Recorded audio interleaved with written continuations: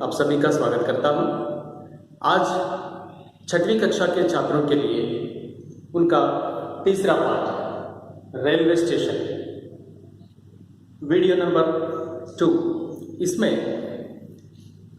पाठ से संबंधित अभ्यास कार्यों के बारे में आपसे चर्चा करना चाहता हूं।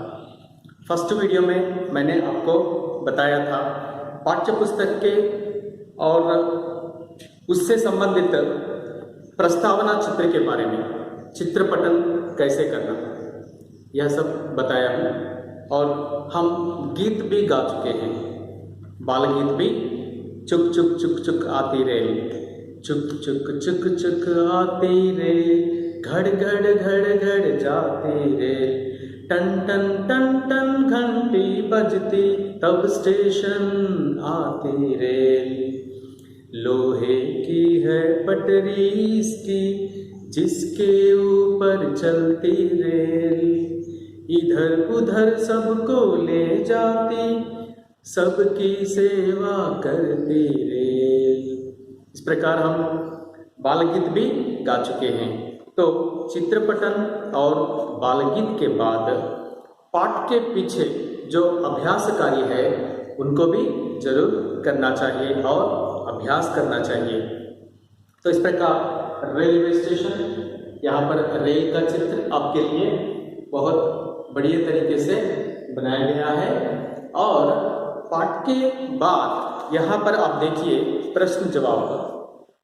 इसमें सुनो बोलो नामक इस अंश में गीत के बारे में बातचीत करो, गीत के बारे में बातचीत करो। गीत में क्या कहा गया है, क्या सीख चुके हैं, जैसे मैंने आपको पहले वीडियो में उसका अर्थ भी बता चुका हूँ। तो चित्र में क्या क्या दिखाई दे रहे हैं, तो इस चित्र में, प्रस्तावना चित्र में क्या क्या दिखाई दे रहे हैं, यह भी हम नए शब्दों के रूप में यहाँ पर लिख चुके हैं। तो फर्स्ट वीडियो में आप देखिए। तीसरा प्रश्न है, यातायात के साधनों के नाम बताओ। यातायात के साधनों के नाम। यातायात के साधन का अर्थ क्या है? Transport mode, mode of transport. जैसे एक स्थान से हम दूसरे स्थान तक, एक जगह से दूसरे जगह जाने के लिए हम किन साधनों का उपयोग करते हैं? यदि हमारे घर से थोड़ी दूर शॉप जाना, दुकान जाना है, तो छोटे बच्चे तो साइकिल पर जाते हैं। पुराने काल में पैदल जाते थे, चल के जाते थे, on foot they used to go. लेकिन कुछ साधनों के बारे में मैं बताना चाहता हूँ। देखिए सुंदर चित्र, क्या आप देख सकते हैं?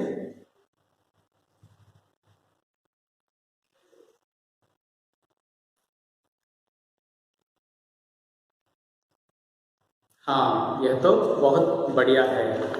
तो यातायात के साधन, ये सारे इसमें मैं एक एक आपको बताऊंगा।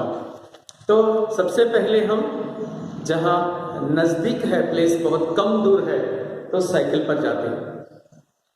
और एक से ज़्यादा है, 2-3 लोग हैं, तो पूर्व काल में रिक्शा पर जाते थे। लेकिन आजकल ये रिक्शा उपयोग में नहीं है। ऑटो, तो इस प्रकार cycle rickshaw, auto rickshaw, engine से, मोटर से चलता है। तो ऑटो रिक्शा, इसमें 4 लोग भी बैठ सकते हैं, 5 लोग, कभी कभी ज़्यादा भी बैठकर जाते हैं। तो यहाँ पर जीप, सब पहले कार से पहले जीप का उपयोग करते थे। तो आजकल कार का उपयोग करते हैं, इसमें भी 4-5 लोग बैठकर जा सकते हैं। और ये रहा वैन, इसमें मनुष्य भी बैठकर जा सकते हैं और कुछ वस्तुओं को भी ले जा सकते हैं। और इसके बाद बस में तो 40 लोग, 50 लोग भी जा रहे हैं, एक स्थान से दूसरे स्थान तक। और यहाँ पर रेल में तो हजारों लोग बैठ रहे हैं, हजारों लोग एक स्थान से दूसरे स्थान तक रेल में बैठकर जा रहे हैं।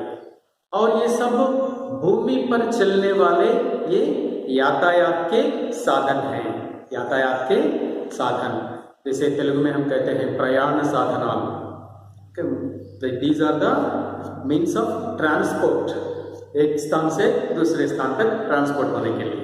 और भूमि पर चलने वाले ये सब हैं, रोड पर चलने वाले। लेकिन ये देखिए यहाँ पर आकाश में चलने वाले, आकाश में यानी हेलीकॉप्टर, देखिए यहाँ पर हेलीकॉप्टर और विमान, इसे हवाई जहाज भी बोलते हैं, विमान, हेलीकॉप्टर, विमान। लेकिन इनसे प्रयाण करने के लिए यानी इनसे सफ़र करने के लिए बहुत कुछ पैसे चाहिए। तो इस प्रकार, और पानी में चलने वाले भी हैं यहाँ पर, पानी में चलने वाले, जैसे यहाँ पर देखिए नाव, जैसे इसे कहते हैं लॉन्च और इसे कहते हैं जहाज। तो इस प्रकार 3 प्रकार के यातायात के साधन होते हैं, तेलुगु में हम कहते हैं प्रयाण साधनाल। तो इस प्रकार 3 प्रकार के, तो रोड पर चलने वाले हैं यहाँ पर, और यहाँ पर हवा में चलने वाले आकाश में, और यहाँ पर पानी में चलने वाले, 3 प्रकार के यातायात के साधन होते हैं। तो आप इन सभी के नाम अपने नोटबुक में लिख लीजिए। मैं आपके लिए कुछ शब्द यहाँ पर लिखना चाहता हूँ।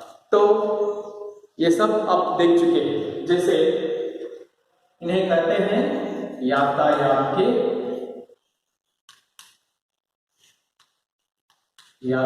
के साधन। तो यातायात के साधन में क्या क्या देख चुके हैं? पहले साइकिल, आप भी लिखिए, जैसे साइकिल रिक्शा,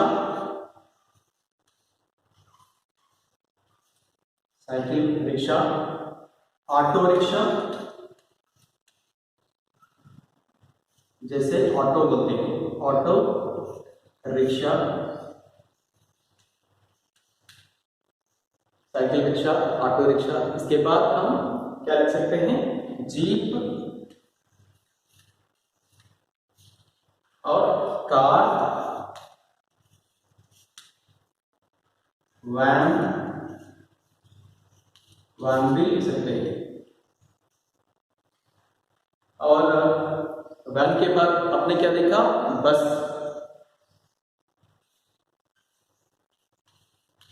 और रेलगाड़ी।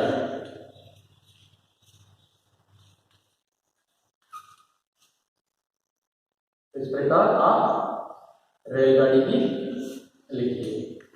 तो ये सब रोड पर चलने वाले हैं। तो गगन में चलने वाले क्या क्या हैं?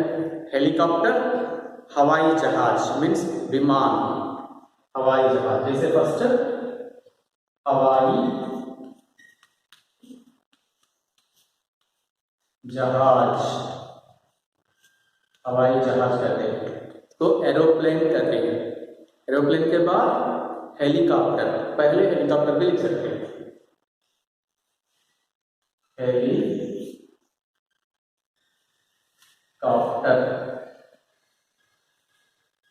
हेलीकॉप्टर, इस प्रकार बाकी मात्रा टॉप, हेलीकॉप्टर। और पानी में चलने वाले जैसे हम लिख सकते हैं नाव, जैसे लॉन्च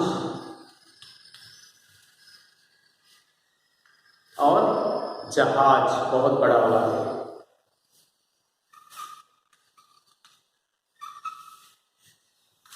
जहाज बोलते हैं, स्ट्रीमर बोलते हैं, स्पीड बोट रहते हैं, बहुत कुछ होते हैं, लेकिन एक दो इसमें भी, और कुछ वस्तुओं के, मनुष्यों को ले जाने के लिए और वस्तुओं को ले जाने वाले भी होते हैं, जैसे लारी, छोटा वाला, बड़ा वाला, और इसी प्रकार ट्रैक्टर होते हैं, और गुड्स कैरियर जैसे होते हैं। तो इस प्रकार अनेक प्रकार के होते हैं, लेकिन थोड़े उदाहरण यहाँ पर हम लिख चुके हैं। तो ये सारे आप देखिए और अपने नोट पुस्तक में लिखिए।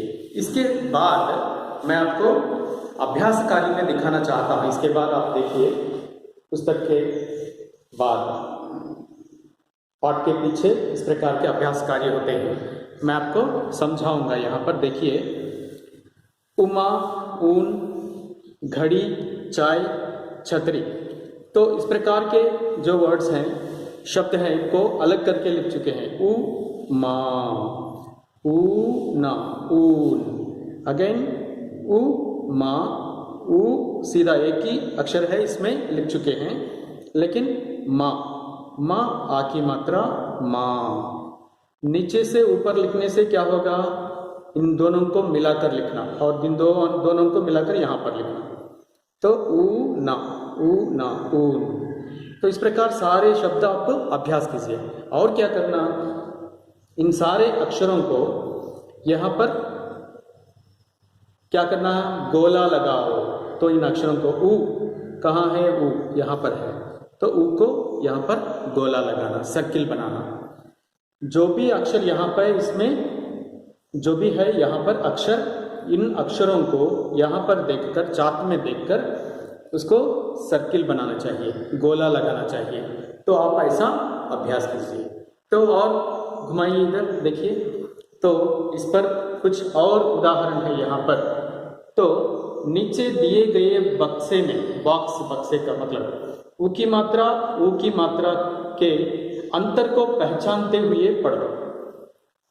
जहां पर ऊ की मात्रा वाले हैं, ऊ की मात्रा वाले हैं। तो इस प्रकार आप अपने पाठ्य पुस्तक में देखिए, कु कू, इस प्रकार वी हैव टू डिफरेंशिएट, अंतर बताना चाहिए। यहाँ पर देखिए, कु कू, खु खू, घु घू।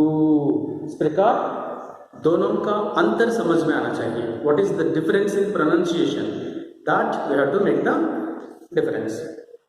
और इसके बाद इन्हें पढ़ो, केवल पढ़ने का अभ्यास है यहाँ पर।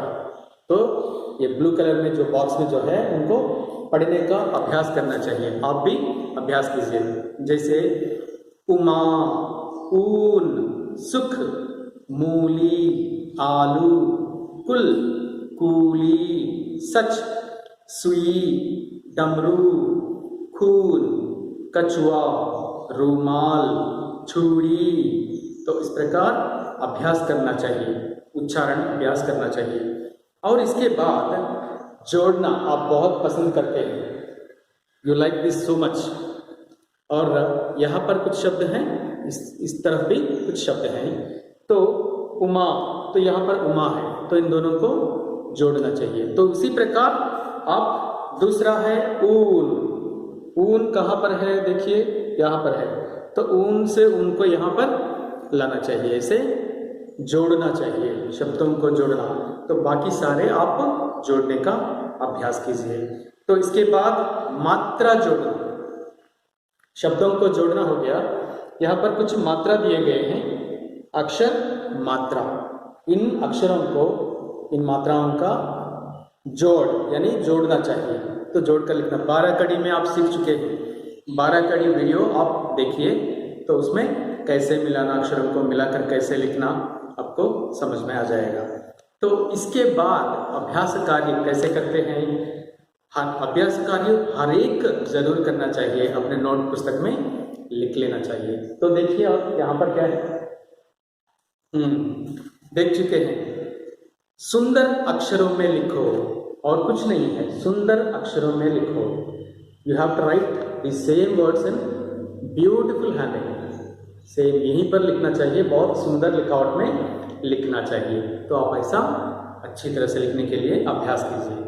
और जो पसंद करते हैं यहाँ पर छतरी, अम्ब्रेला, और अम्ब्रेला को रंग डालिए यहाँ पर, यू कलर दिस अम्ब्रेला।